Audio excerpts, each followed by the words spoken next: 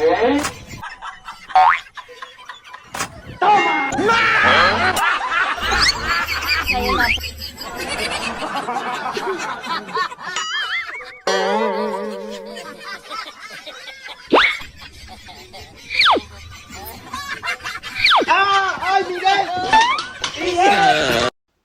What's up, everyone? It's Arizona personal injury attorney Kurt Fernandez with Big Chad Law.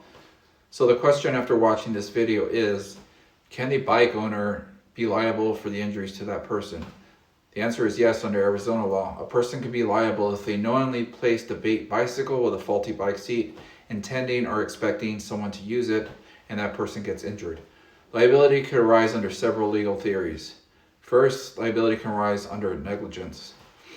To establish negligence, the injured person must prove that the bike owner, the person who placed the bait bike, or the bike owner owed a duty of reasonable care. Next, they have to prove that they breached that duty by knowingly placing a faulty bike seat. Next, causation, the faulty seat directly injured the person. Next, damages, the person was actually harmed. Even if the injured party was attempting to steal the bicycle, Arizona follows comparative negligence, meaning their compensation could be reduced based on their own fault.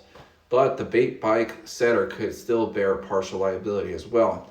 Premises liability. If the bike was on private property, if it was placed on private property, the person who set the trap might be held responsible under premises liability laws. While trespassers typically have fewer protections, setting a trap like hazard could still lead to liability. Next, intentional torts, if done maliciously. If the person who set the bait bike intended to harm or trick someone into injury, they could be liable under intentional torts such as battery, if they intended the harm, fraudulent misrepresentation, if they deliberately misled the victim, reckless endangerment, if the act was highly dangerous and foreseeable, potential criminal liability.